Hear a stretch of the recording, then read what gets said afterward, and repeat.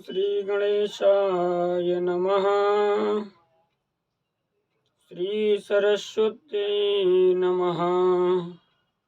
श्रीसद्गुरुचरणकमलेभ्यो नमः।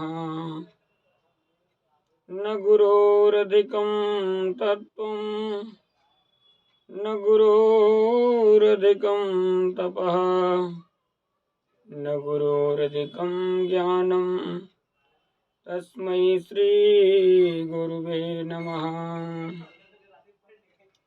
कृष्ण त्वदीय पदपङ्कजपिञ्जरान्ते अद्यैव मे विशतु मानसे राजहंस। प्राणप्रयाणसमये कफवातपित्तैः कण्ठावरोदनविधौ स्मरणं कुतस्ते। कृष्णाय वासुदेवाय हरये परमात्मने प्रणतः क्लेशनाशाय गोविन्दाय नमो नमः। श्रीगोविन्दाय नमो नमः।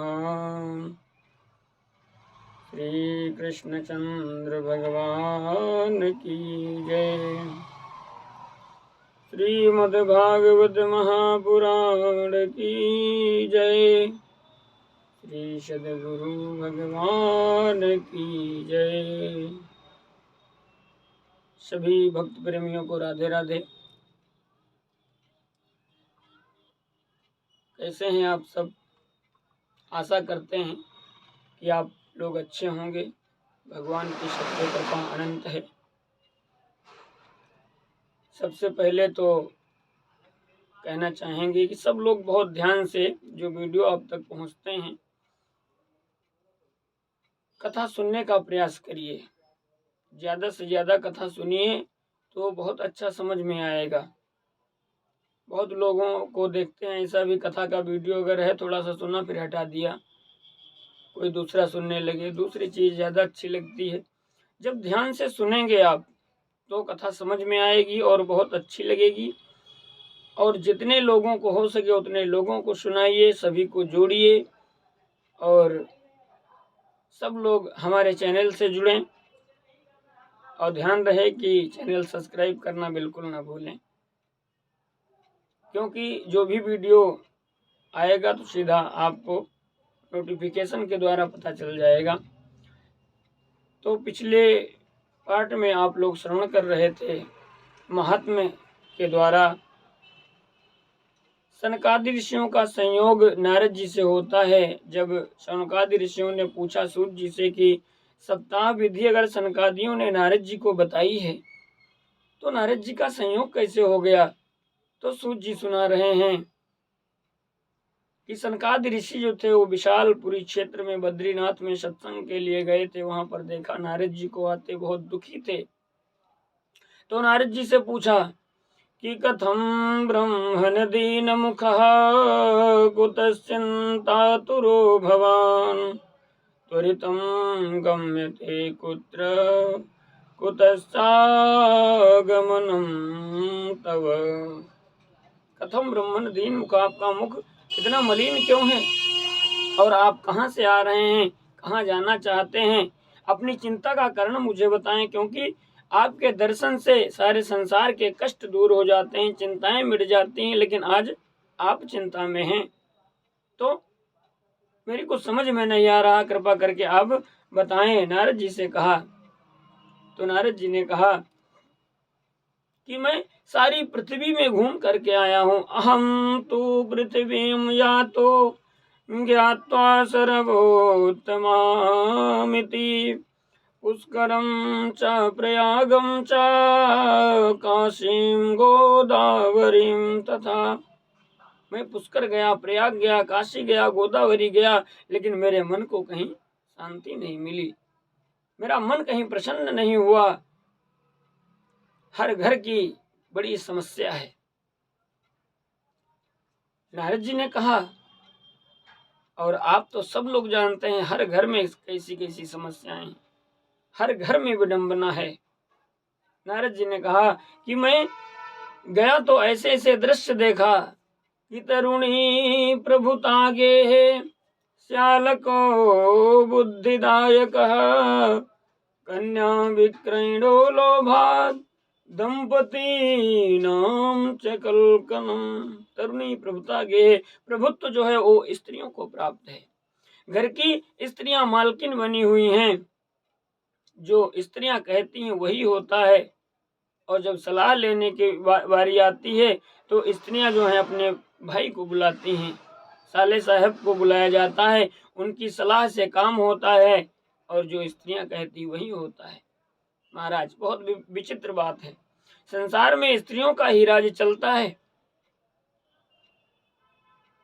ऐसा नहीं है कि नहीं चलना चाहिए, चलना चाहिए, लेकिन पति की सहमति बहुत जरूरी है। कोई बात हो तो पति मुख्य होना चाहिए, लेकिन आजकल पति मुख्य नहीं, पत्नी जी मुख्य होती हैं। जो कह दिया सो कह दिया, इसके बाद में कुछ सुनना नहीं है। हमने कह दिया तो वही होना चाहिए, नहीं होगा तो लड़ाई हो जाएगी, विवाद हो जाएगा। तो पति लोग भी सोचते हैं कि चलो इन्हीं की बात मान लेते हैं। महाराज एक उदाहरण के रूप में समझें तो एक सेठ जी थे और एक सेठानी जी थी। अब वही बात है कि सेठानी ने जो कह दिया सो कह दिया, बात कटनी नहीं चाहिए। महाराज सेठ जी गए कहीं से प्रसाद लेकर के आए, प्रसाद में उनको लड्डू मिले 5। और सेठ जी आए घर, सेठ जी ने सेठानी को बहुत प्रेम से दिया कि देखिए देवी, मैं आज मंदिर गया था, सुंदर पंडित जी ने लड्डुओं का भोग दिया है, भगवान का प्रसाद दिया है। सेठानी ने देखा तो कहने लगी कितने हैं, 5 लड्डू हैं, अब इसमें बांट कैसे बने। बांट बनने की बात भाई, 2.5 उसको फोड़ा जाएगा नहीं, तो ऐसा करो आप 2 खा लो और हम 3 खा लेते हैं। पति देवता कहने लगे देवी, तुमको तो ये ज्ञान होना चाहिए कि कम से कम जब हम लेकर के आए हैं और हम तुम्हारे पति हैं, हमारे द्वारा तुम्हारा पालन होता है, तो तुम्हें तो चाहिए कि आप 3 खा लीजिए और मैं 2 खा लूंगी, प्रसाद ही तो है। लेकिन नहीं, सेठानी ने कहा नहीं, मैं 2 खाने वाली नहीं हूं, मैं तो 3 खाऊंगी।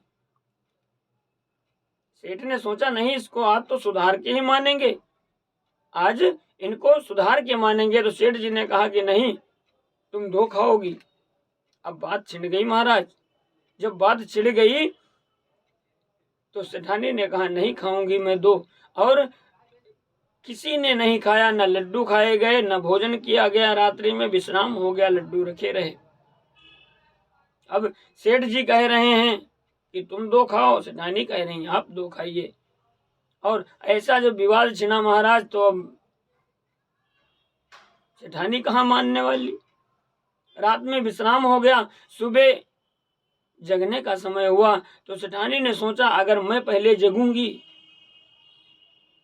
तो मुझे 2 खाना पड़ेगा, क्योंकि सेठ जानते थे कि ये सुबह जगेंगी, घर का काम धाम तो पूरा यही करती हैं, तो सुबह इनको तो पहले जल्दी जगना ही पड़ेगा। हम थोड़ा लेट में भी जग जाएंगे तो कोई दिक्कत नहीं। तो सेठ ने कहा ऐसा करते हैं कि जो सुबह जल्दी उठेगा वो 2 खाएगा, जो लेट में उठेगा वो 3 खाएगा। सेठानी ने कहा ठीक है, कोई बात नहीं। आज सेठानी को 3 लड्डू की लगी थी, 3 लड्डू खाने हैं। सेठानी नहीं उठी, आज सुबह घर का पूरा काम ऐसे ही पड़ा है। सेठ ने कहा कि हमारे पास कौन सा काम है, कोई काम ही नहीं है। खाना बनाना इनको, नाश्ता बनाना इनको, घर का झाड़ू पोछा करना इनको, उठना होगा तब उठेंगी, हम तो उठेंगे ही नहीं। आज सेठ जी सोचने लगे कि इनको मैं सुधार के ही रहूंगा। सेठ जी नहीं उठे, सेठानी भी नहीं उठी, अड़ गई बात पे। महाराज समय हो गया, धीरे धीरे दोपहर हो चले, लेकिन सेठानी नहीं उठी। गांव वालों ने देखा, अरे आज सेठ जी भी नहीं दिखाई दे रहे हैं, सेठानी भी दिखाई नहीं दे रही, क्या बात है, कहाँ चले गए सब लोग। सोचा कि ऐसा ना हो कोई अनहोनी हो गई हो। रात में भाई, दिन में 12-1 बज गया, कोई नहीं उठा तो मन में बात तो आ ही जाती है। अब जब ऐसा हुआ तो गांव वालों ने देखा कि भाई चलो देखा जाए, दरवाज़ा वगैरह खोला जाए। तो गांव के सभी लोग इकट्ठा हुए, दरवाज़ा खोला गया, तोड़ा गया। अब देख रहे हैं सेठानी भी लेटी हैं, सेठ जी भी लेटे हैं, श्वास भी रोके हुए लेटे हैं। अब जब उठाया गया तो उनको देखा गया, चेक किया गया, तो बोले भाई लगता है कोई गड़बड़ हो गया, सेठ सेठानी तो नहीं रहे संसार में। अब लोगों ने कहा कि अब इनके घर परिवार में भी कोई नहीं है, तो अब ऐसा करते हैं कि हम लोग इनका अंतिम संस्कार तो विधि विधान से अच्छे से कर ही दिया जाए। तो आज सेठ को, सेठानी को सब लोगों ने उठाया है। अंतिम यात्रा शुरुआत हुई, निकल गई, लेकिन सेठ ने इशारे से कहा सेठानी से उठ जाओ, मान जाओ। सेठानी कहीं नहीं, हम मानने वाले तो बिल्कुल नहीं है, अड़ गई महाराज। चाहे जान चली जाए लेकिन स्त्रियां अपनी बात से मुकर नहीं सकती। अब ऐसी जब परिस्थिति आ गई, सब लोग जाने लगे राम नाम सत्य है, राम नाम सत्य है बोलते हुए जाने लगे। पहुंच गए, शमशान घाट पहुंच गए। सेठ ने धीरे से इशारे में कहा कि अभी मान जाओ। सेठानी ने कहा नहीं मानेंगे, चाहे आज हमको जल जाना पड़े। महाराज चिता को भी लगा दिया गया, चिता पे लिटा दिया गया सेठ सेठानी को। अब सेठ जी सोच रहे हैं क्या जल जाना पड़ेगा, सेठानी क्या उठेंगी नहीं। सोच रहे हैं कि आखिरी में हो सकता है सेठानी उठ जाए कि अरे रहने दो। महाराज ऐसी परिस्थिति बन गई, गांव के लोग भी सोचने लगे, बहुत लोग न जाकर के, कम ही लोग जाकर के, आजकल तो देख ही रहे हो कम लोग कितने लोग जाते हैं अंतिम यात्रा में। तो 5 लोग गए थे यात्रा में, भी 5 ही लोग गए थे। अब जैसे ही अंतिम संस्कार करने की बारी आई, बस अग्नि लगने वाली ही थी, महाराज सेठानी नहीं उठी। सेठ ने सोचा चलो अपनी ही हम ही उठ जाते हैं, नहीं तो जल जाना पड़ेगा, लेकिन सेठानी तो उठेंगी नहीं, बहुत जिद्दी हैं। अब सेठ जी ने थोड़ा सा शरीर अपना हिलाया और कहने लगे चलो सेठानी उठ जाओ, अब ऐसा करते हैं हम 2 खा लेंगे, तुम 3 खा लो महाराज महारानी, लेकिन उठ जाओ। अब जैसे ही उठे, अब 5 लोगों ने सोचा अरे ये तो लगता है अंतिम संस्कार करने में देर हो गई, ये तो ऐसे भूत बन गए और हम 5 लोग हैं, कह रहे हैं कि तुम 3 को खा लो, हम 2 को खा लेते हैं। महाराज ऐसी परिस्थिति बनी, लोग वहां से छोड़ कर भागे और सेठ सेठानी अपने घर के लिए भागे। तो हालत ऐसी बनी कि जो आए थे उनका अंतिम संस्कार करने के लिए वो आगे आगे जा रहे हैं, सेठ सेठानी पीछे पीछे जा रहे हैं। तो हल्ला मचाते चिल्लाते हुए जा रहे हैं, अरे बचाओ बचाओ, भूत हमको परेशान कर रहा है। गांव में गए, गांव पूरा तबाह हो गया। अरे सेठ सेठानी जिंदा में ऐसे भूत बन गए, सेठ सेठानी भूत बन गए, पूरा गांव छोड़ के चला गया। सेठ सेठानी आराम से रहने लगे। तो सेठानी ने कहा कि देखो हमारी जिद ने पूरा गांव खाली करवा दिया, हम दोनों लोग रहते हैं, तो ऐसे दिमाग लगाया करो कि सारी गांव पूरा सारी जगह हमें मिल गई। सेठ ने कहा वाह देवी, चाहे जान चली जाए लेकिन आप तो अपनी बात से मुकरने वाली नहीं हो। तो ऐसी महाराज ऐसी हालत चल रही है, स्त्रियों का राज्य इस प्रकार से चल रहा है। पति बेचारे मजबूर हैं, लेकिन ऐसा होना नहीं चाहिए। पति परमेश्वर होता है, पति की बात को पत्नी को मानना चाहिए। इस प्रकार से नारद जी ने कहा, इस प्रकार से स्त्रियों का राज्य चलता है और संसार में सब दुखी हैं। ब्राह्मण जितने थे पाखंडी हो गए, इस प्रकार से उन्होंने कहा।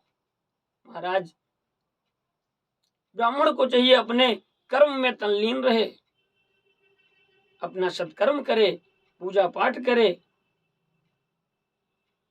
कहीं एक ब्राह्मण में अगर थोड़ी सी भी कमी होती है तो सारा ब्राह्मण समाज बदनाम होता है। इस बदनामी से हमें बचना है। हर एक ब्राह्मण को अपना कर्म करना है। सभी लोग समझदार हैं, बहुत ध्यान से सुनने की बात है और कम शब्दों में बहुत ज्यादा समझने की बात है। इसलिए सब लोग इस बात पर ध्यान देना चाहिए। और कहने लगे संसार ऐसा हो गया है कि दिखावा तो कुछ और है और अंदर से कुछ और है। लिखा हुआ है त्यागी बाबा और गाड़ियों की लाइन लगी है। जैसे त्यागी वो होता है जो सारे संसार की हर एक वस्तु को त्याग दे, जीना सिर्फ कथा में, रहना कथा में, भगवान में जीवन हो जाए। लेकिन लिखा तो है त्यागी जी का कुटिया है, त्यागी जी की कुटिया है और गाड़ियों की लाइन लगी है, तो काहे का त्याग। ऐसी सारी संसार का दुख देखते हुए नारद जी ने कहा, मैंने तो ऐसा दुख देखा है, मुझसे रहा नहीं गया। गोस्वामी तुलसीदास जी ने इतना सुंदर चौपाई के माध्यम से लिखा है कि कलयुग में कैसे कैसे लोग होंगे तो उनकी ख्याति होगी।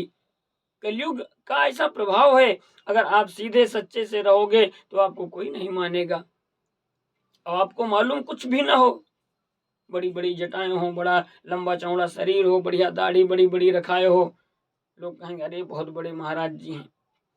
कि जाके नख सिर जटा विशाला, सोई तापस प्रसिद्धि कलिकाला।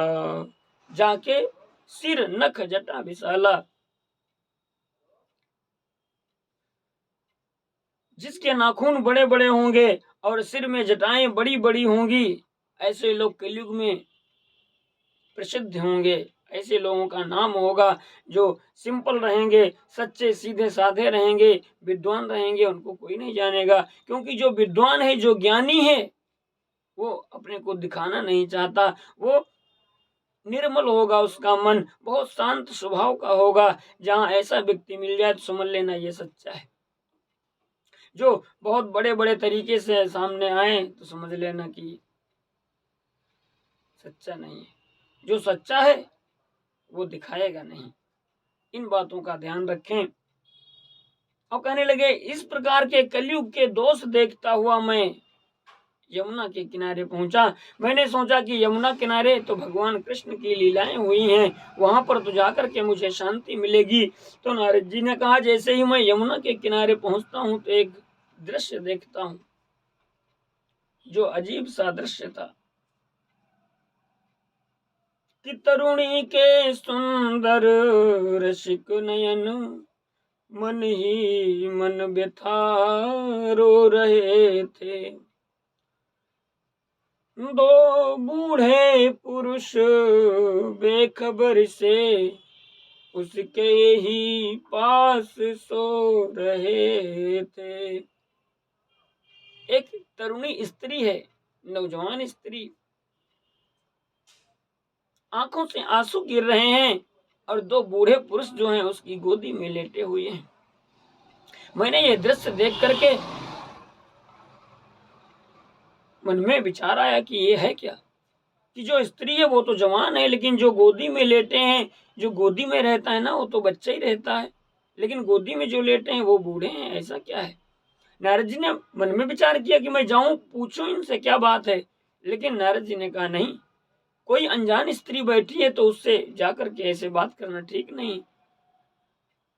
नारद जी ने सोचा कि चलो कोई बात नहीं। नारद जी जैसे आगे बढ़ने लगे तो आज उस देवी ने नारद जी को पुकारा है, बुलाया है कि भो भो साधु क्षणं तिष्ठा मच्चिन्तामपि नाशया दर्शनं तव लोकस्य सर्वथा गहरं परम। भो भो साधो, हे साधो, हे साधो, क्षणं तिष्ठ, एक क्षण ठहर जाइए। मत चिंता में विनाश है, मेरी चिंता का नाश कर दीजिए, मेरे दुख को दूर कर दीजिए। दर्शनम तव लोकस्य सर्वथा गहरम परम, आपके दर्शन से सारे संसार के कष्ट दुख दूर हो जाते हैं, पाप सब जल करके नष्ट हो जाते हैं। जरा आप मेरा भी कष्ट दूर करते जाइए। तो नारद जी ने कहा कि नारद ने पूछा, हे देवी, इन पुरुषों का लक्षण क्या है, इस वन में तेरे रोने का है सुख सदनी कारण क्या है। नारद जी ने कहा, देवी तुम बताओ इन पुरुषों का लक्षण क्या है, पुरुष कौन है और इस वन में ऐसे अकेले तुम रो रही हो, इसका कारण क्या है, कृपा करके मुझे बताइए। तो आज भक्ति देवी ने कहा कि अहम भक्ति रीति ख्याता इमो में तनयो मतो ज्ञान वैराग्य नामानो कालयोगे नजर जरो कालयोगे नजर जरो। अहम भक्ति में भक्ति हूँ।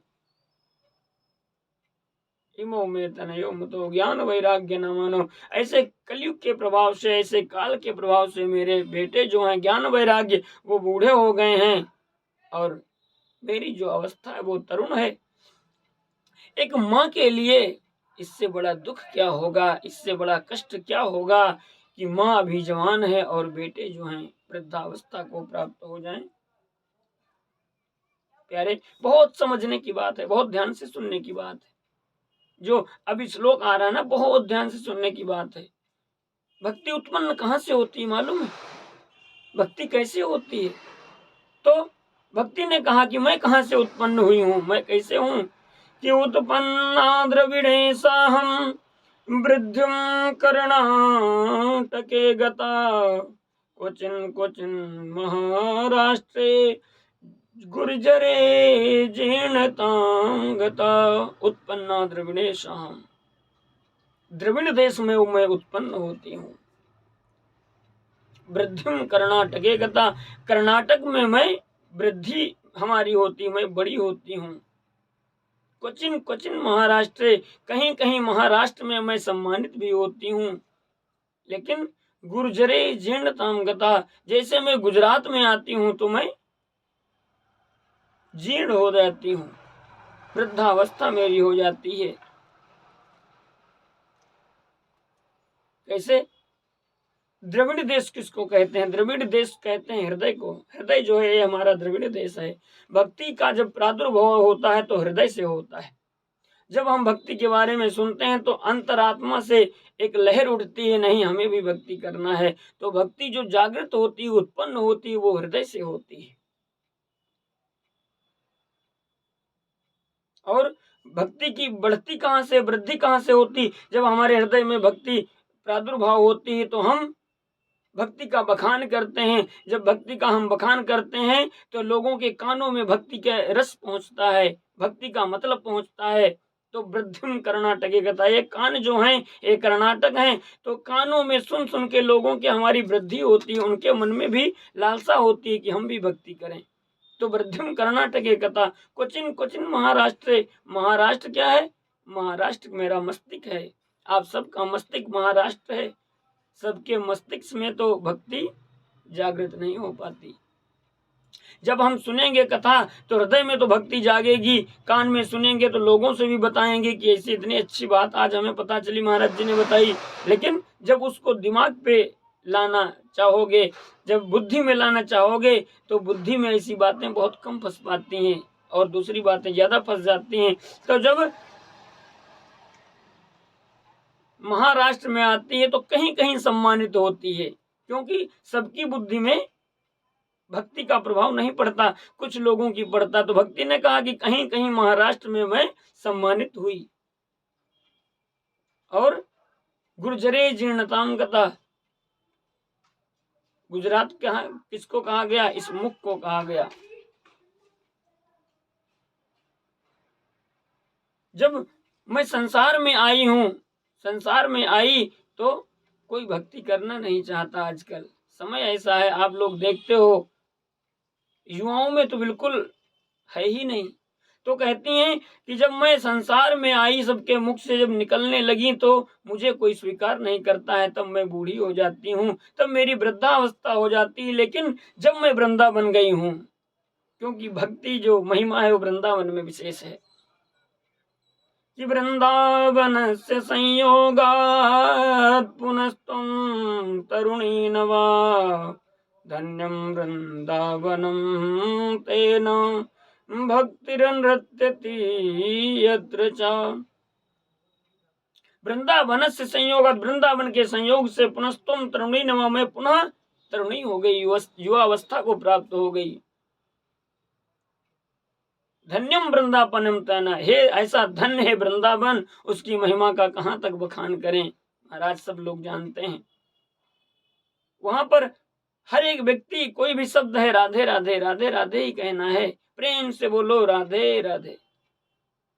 तो उन्होंने कहा कि धन्य है ऐसा वृंदावन जहाँ पर भक्ति सर्वत्र नृत्य करती है, भक्ति नाचती है, भक्ति को आनंद प्राप्त होता है। इसलिए मैं तो तरुण अवस्था को प्राप्त हो गई, लेकिन मेरे पुत्र जो हैं वो वृद्धावस्था को ही प्राप्त हैं। क्यों? क्योंकि ज्ञान और वैराग्य किसी को नहीं चाहिए। अपने धर्म क्या है, अपनी संस्कृति क्या है, ऐसा ज्ञान किसी को बताने लगो तो कहता है अरे आए बड़े ज्ञानी, हमको बता रहे हैं। तो ऐसा ज्ञान कोई लेना नहीं चाहता है। और वैराग्य, वैराग्य तो बात ही नहीं है। अगर वैराग्य किसी ने सुन लिया मेरा पुत्र वैरागी हो गया, अरे महाराज तो फिर कहने की क्या बात है। वैराग्य तो किसी को चाहिए ही नहीं, इसलिए ज्ञान और वैराग्य वृद्धावस्था को प्राप्त हो गए।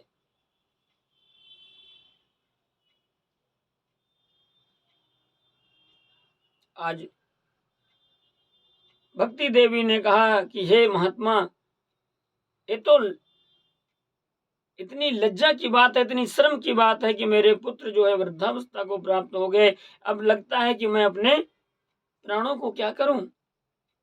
नारद जी ने कहा नहीं, चिंता करने की बात नहीं है, इस कलयुग के प्रभाव से ऐसा हुआ है, लेकिन आपका दुख मैं दूर करूंगा। नारद भक्ति ने कहा अरे कलयुग क्या है। अब कैसे नारद जी भक्ति का दुख दूर करते हैं और कलयुग के बारे में नारद जी भक्ति से बताएंगे। ये सारी कथाएं हम लोग फिर दूसरे पार्ट में श्रवण करेंगे, क्योंकि फिर वीडियो ज़्यादा बड़ा होगा तो दिक्कत है। और आप सब लोग बहुत ध्यान से कथा को सुने और चैनल को सब्सक्राइब करना बिल्कुल ना भूलें। जितने लोग कथा सीखते भी हैं उनके लिए भी बहुत लाभकारी है, और जो सुनने वाले हैं, चिंतन मनन करने वाले हैं, उनके लिए भी बहुत लाभकारी है। बस जरूरत है कथा को ध्यान से सुनने की, मन लगा करके सुनने से। कथा में मजा नहीं है, मजा नहीं आया पंडित जी, मजा नहीं आया पंडित जी, कुछ ऐसी बात बताओ जो मजा आ जाए। मजा नहीं आया, नहीं, ये मजे की चीज नहीं है, ये आनंद की चीज है। शुरुआत में ही हमने बताया था ये आनंद की चीज है, और आनंद जब आएगा, जितना हम इसमें डूबते जाएंगे उतना आनंद है भक्ति में, कथा में उतना आनंद है। इसलिए ध्यान लगा करके सुने, सब लोग आनंद से रहें। परमात्मा की सभी के ऊपर कृपा हर निश बरसती रहे। बोले वृंदावन बिहारी लाल की जय। श्रीमद् भागवत महापुराण की जय। सद्गुरु भगवान की जय। सभी को राधे राधे। फिर मिलेंगे दूसरे पार्ट में। प्रेम से बोलो राधे राधे।